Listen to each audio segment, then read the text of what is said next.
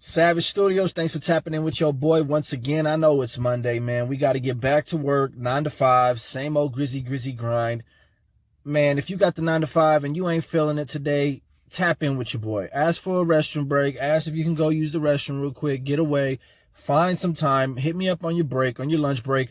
I will make you laugh, and if I won't make you laugh, I will keep you entertained. I understand the grind gets real monotonous. You keep doing it. You get tired of doing it. So here I am. I'm bringing you some content. And y'all let me know, man. If you don't want to hear about the stuff I'm talking about, we can go right back into some other stuff. You know, I got the Selly Nightmares. I like to discuss personal war stories. I like to discuss, crazy things I ain't discussed. And I like to touch on crazy topics and stories such as the Gabriel Fernandez story that needed to be exposed. So now that that's over with, let's get the ball rolling and see if we can't find a new stride to hit. Today, I want to talk about something that I ain't really talked about before, but it was something that was real prevalent throughout my prison career. And it's real prevalent to anybody. Anybody who's done time has seen it, most likely been a part of it. And it's probably the better thing about prison, right? It's about inmates having relationships with people who work in prison. Now, it can be a nurse. It can be a psych tech. A psych tech is like a therapist or like they're kind of like a little bit above a nurse, and then you actually have the actual therapist, like the psychiatrist, and it could be a CO. It can actually be a medical nurse. So it could be a canteen worker. I've seen it with a canteen worker, and it could be anybody. You see, I spent so much time wondering what it is about inmates that attracts women so much that are coming from the streets. They work in prison for no longer than 8 hours at a time, and they end up falling in love. And it's from the highest up. Your boy's got a lot of personal experience about this, and I'm in love with my wife. I love my wife. It has nothing to do with that, and I know she's probably going to be irritated that I'm even bringing this video up. But it's a topic that I feel, it's good content. I feel like you guys don't know really much about this part of prison because no channel has really touched on it. Is it because they some ugly ass niggas? I don't know. But your boy done been there and back, and let me tell you this. You ask yourself, oh, how did they get? They must have smuggled it in through their to get it into to get that phone into prison. Well, hey, that could be the case for a lot of things, but you ain't gonna be able to fit no smartphone up your gangster pocket. It ain't gonna happen, buddy. It's not gonna happen. If it did happen, I don't even want to be your homie. I don't even think we could be cool, let alone from the same organization, gang, or faction, or anything like that. It comes from somebody who's willing to take that risk and bring it in. Now, before any of you haters out there, right? Because I know you haters are gonna be like, you burning the spot. First off, shut your bitch ass up. Second off, it can't stop. It's not something that can be burned. It's not a spot that can be burned out and it doesn't happen no more. It doesn't. I literally had a counselor. Now, a term we coined in there when we say, I cracked the counselor, I cracked the CO, I cracked the nurse. That means, I don't know what these other states refer to it as, but for us, that means I got her on the team. She's doing what I want. She'll bring me what I want. It's game over. I cracked her. Now, it's a give and take relationship. Now, it doesn't mean that the nurse or whoever that's taking these chances doesn't get back. It's a very there's a lot of reciprocity in it, right? It's easy to reciprocate because a lot of these people that are coming in, they're just looking for attention, love, affection, and the things that maybe they're not getting on the streets. And some of them are beautiful. Some of them are the stereotypical, not as beautiful. Some of them are skinny, tall. Some of them are overweight, short. Doesn't matter. Attention, affection, emotional connection, stimulation. Those are things that they just don't get, so they come inside. And the COs don't understand that okay, there's no bigger hater than a CO when it comes to females. Half of them are doing their job, fair enough. And half of them are mad because the nurses, psychologists, and canteen worker ladies, whoever it is, are not letting the CO hit, or not giving the CO no action. So they damn sure do not want to see an inmate, out of all people, getting what they not getting. I mean, can't you just imagine that that would drive them crazy? That would probably drive them through the roof. So they've always hated, but that's always worked against them, right? They don't understand that the more they hate, the more that they say, no, you can't, don't do this, is the more that they want to, and the more that they will take those chances. Now, if you're a general population inmate, this is the downside to being general population when it comes to things like this. Not saying that general population inmates don't crack these women, because they do. They crack the women. They could even crack some of the dudes who want to be down with their cause, etc., etc. But when you're SNY/PC, same thing, different initials, protective custody, you have more freedom to roam and be your own man. So you're accountable for your own things. So you can okay, when I say pop out, that means talk to somebody. You can spit game. You can go off on your own, talk to a psychologist, talk to a therapist. You can explore your mental health. General population, you cannot do that. That is against the rules. You cannot explore mental health with any type of psychologist, or you can't take medication. You can't do anything. So that shuts a huge door for not being able to communicate with about 80 to 90% of the females who work in the mental health level of care. And the thing with that is, even when you're in the hole, they pull you out weekly, sometimes a couple times a week, to talk to you one-on-one. And it has to be one-on-one, even though you're in a cage and she's outside of the cage. You guys are in a room within your privacy. Okay, well, after enough amount of time where she gets to know you, you get to know her, you guys develop a bond, and before you know it, bada bing, bada boom. I'm going to give you guys a specific example of a situation that I was in when I was exploring something like that with a counselor.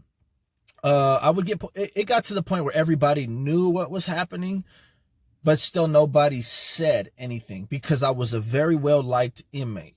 Anywhere I went, everywhere I went, it was very rare that a CO didn't like me. I remember one time in Corcoran Shu, when I first got there, they really didn't like me because I had an assault on a CO on my paperwork. Anyone who's been to Corcoran Shu knows that as soon as you jump off the bus, they spread your legs and make you stare at the sky. They all surround you. They read off your C-file. Your C-file is everything you've ever done. So he's like, oh, you like to hit staff. Oh, you like to smuggle cell phones. Oh. After that initial thing, I was pretty much cool. Had a conversation with the older guy, the one who was tripping on me, and we saw eye to eye on a lot of things afterwards. So anyways, I was very well liked. This CC1, right? Anyone who knows what CC1 is knows that's a counselor, was bringing me edibles. The first time I had an edible when I was in prison, big bars of edibles. I was coming out to, day room, giving everybody pieces of edibles. This person was bringing me phone. I had phone action on an iPhone 10 every single day. I remember the first time trying to use it in the cell. It took me like 30 minutes to place one single phone call. It was the most hilarious thing, sad thing at the same time. So yeah, I had so much communication with this CC1. And even when people did start hating, and she would come to my door and say, hey, people are catching on, or the spot's kind of burnt, I would get I would have her bring me like documents and paperwork, and she'd be like, hey, fill this out real loud, fill it out, make sure you do on the tier. So yeah, I'd fill it out, but I'd have taped to the inside of the pages, I'd have letters taped. And the letters would be a whole bunch of game, a whole bunch of this, a whole bunch of that, a whole bunch of stuff that I did not mean. It's the same stuff that inmates around the world are telling their little girlfriends or their pen pals. It's all the same game. And it was working. So, and don't get me wrong, like, it's not about being the worst person, but you have to understand you're dealing with convicts who got one thing on their mind, and it's alleviating the oppressive stress on their shoulders. Now, having a cell phone is going to make your life a lot easier. So, of course, that's the goal, right? Some inmates actually do end up falling in love with people, and they end up doing that. But ultimately, it's either that, trying to find a way to get laid, which I've been around that plenty, man. I've seen it done in front of my own eyes. I didn't partake in any sexual things with no staff or nothing like that, to that extent, right? To physically do it. But I remember in Kern Valley, there was a homie who had actually had one of the COs in the Tundra, and he was actually having sex with her. He'd go into the little mop bucket room and he'd have sex with her. She'd come by, she'd give him this, give him that. A lot of heroin, a lot of speed, a lot of weed, anything you could think he was getting from her, right? My thing I've always been big on was cell phones. And another thing, aside from what I was doing, there had been way more previous encounters. All the time I spent in the hole, in the shoe and in the hole, but in the hole mostly because they have the psych techs that go around. Another flaw to being general population, you don't get this access. Well, when you're SNY and you're allowed to be on that side, they actually will divvy up the ad segs to two sides. The psych techs make the rounds every day, and it would sometimes be a cute chick who would come by every day and talk to you and ask you how your day's going. And she has to go to every single door every single day that she's working there. Okay. Now, I used to finesse them too. They used to compliment my drawings all over my walls. I used to do drawings for them. For me, I was always very blunt. CEOs love to tell nurses and other people and workers to watch out lest an inmate try to manipulate you. I never played that game. I made sure that if I was ever talked to by any type of female worker, it didn't matter what she did, what her role was, she approached me and talked to me first. I would just do about my business. Hey, how you doing? I would just make boom, chunk of deuces. Hey, I'm drawing. I'm good, just drawing. Or I'll be working out nonstop. She'd come by, she'd check out my body. Because in the hole, you only got your boxers, your socks, and your shoes. And your boy was looking pretty cut up, man. Really slim, but cut up. And, you know, they can't help but look. So time goes on. And then they say, hey, how you doing? Good morning. I say, hey, cool. Chunk of the deuces. And then they stay there. Hey, what are you drawing? Okay, this is what I'm drawing since you want to see it. Since you want to go out of your way to ask me a question that you ain't supposed to be asking me. In fact, you probably trying to manipulate me now. See, CEOs can never, ever train a woman to not be interested in a man. That's the part that they don't understand. Especially an inmate. We carry a certain presence to us. They see the man on the streets doing their thing. They got cars, they got everything. Then they come into prison and they see us. We in a 24/7 boot camp. Trained, disciplined. Don't matter if you SNY or GP, no matter what, we are all men doing time. That's all they know. A woman don't care. A woman don't care about what you got to say about politics, or he's a dropout, or he's all good, or he got whacked. They don't care. The dude looks good, has a good attitude, great personality, and is making the best out of almost a 23 to 24 hour lockdown situation. That is interesting and appealing, especially if he's got the biggest, brightest smile sitting in a hole or in a cell that looks like it's caved out of complete rock.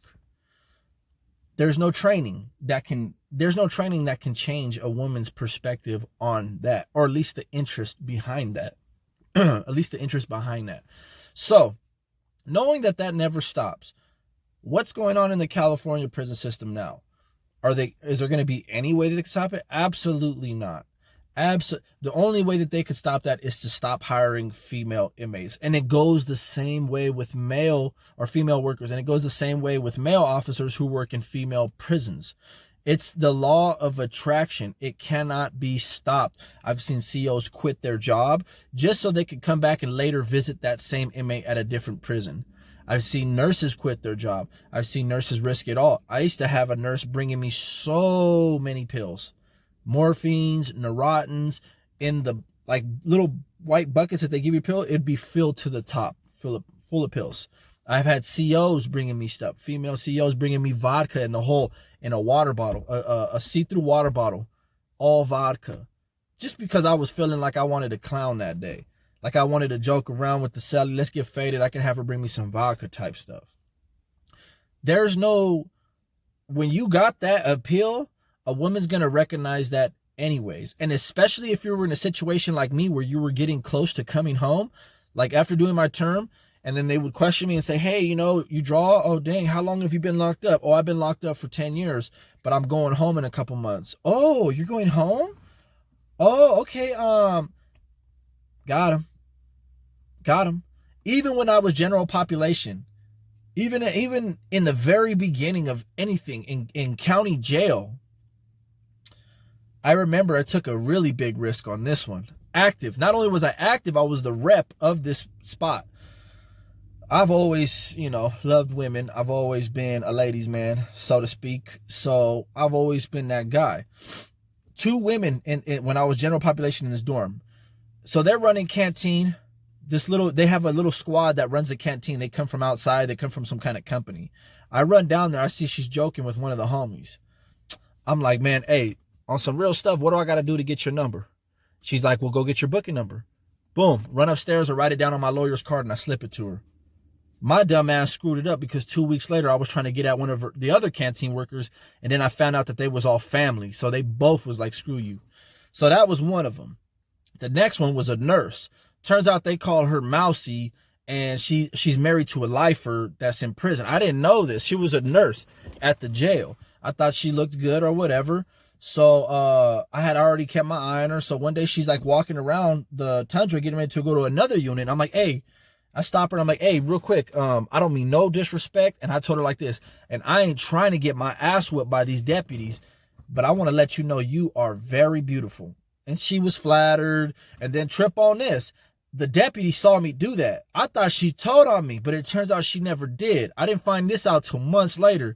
Deputy comes in while we're eating chow. Mexicans are eating, Southsiders are eating at the Southsider table, blacks over here, whites over there. We all got our heads shaved. Deputy comes in and he's like, I don't know which one of you motherfuckers said anything to that nurse, because you all got your fucking head shaved. But next time some shit like that happens, I'll fuck all you guys up. So everyone was like, what the fuck, what the fuck, what the fuck? I was so damn slick. I was walking laps. None of the homies even seen what I did. So speed it up. Months go by later. We end up getting into a riot in the pod. They move out all the homies. I go to another pod. I see her again. And so I go up while she's doing pill pass. She's like passing out the medical pills to people who are like, you know, they need blood pressure pills and shit. And I'm like, hey, man, I was like, damn, you straight gave me up. You straight told on me. She was like, I never told on you. She's like, he saw me. And I was like, hey, well, what's good, man? I was already getting ready to catch the train and go upstate in 2 weeks. I was like, it was good. I'm going upstate in 2 weeks. She was like, I want to. She's like, but I can't. I'm married. I was like, damn, man, for real? She's like, yeah, he's in the pen. She's doing like, so she ended up telling me, you know, giving me the whole blueprint on what happened. So I respected it. You know what I mean? I respected it. And I was like, damn. But just the fact that she even was like, oh, you know what it was? She, as I was right there, she was doing pill pass. I was pushing the mop bucket up to the bar doors because I was cleaning the pod early in the morning so we can get our TV on and get our program going. And she had another nurse with her. And she was like, this is Mr. Amazing. Because I didn't say she looked beautiful. I actually went up to her and I was like, hey, just to let you know, you look amazing, right? So she told the nurse, she was like, oh, this is Mr. Amazing. And she was like, the other nurse was all giggly, like, why you say that? Oh, because he told me I look amazing. So she was still all flattered and hung up on that bullshit, not knowing it was just wolf tickets trying to, you know, your boy trying to finesse, trying to get in. So long story short, end up hitting the pin, and it never stopped, man. All through the term, at one point or another, I always had something coming from a female CO, a nurse, a psych tech, whether I was just exchanging letters with her, whatever the case was. I've been hated on. They tried to stop it. They never could. I wanted to bring you guys this video to let you know, because everyone's always wondering how inmates and COs end up doing what they do. It's something that cannot be stopped. It is what you call inevitable. If you have swag, if you look good, if you have that charisma, if you're chivalrous, you know, if there's just that quality about you, which people don't understand, inmates have that quality. 9 out of 10 of us are outgoing, spontaneous, charming, seductive, romantic, passionate, because when you gangbang and you're a part of any type of organization or entity, you're doing it with all of your heart. You're doing it with all of your passion. Most people go through their life living, not doing anything with passion, not doing anything with commitment, not doing anything with any type of real future, like no type of end game vision. People, and then they see that people who are criminals, career criminals, prisoners, obviously they're committed. Obviously they're loyal.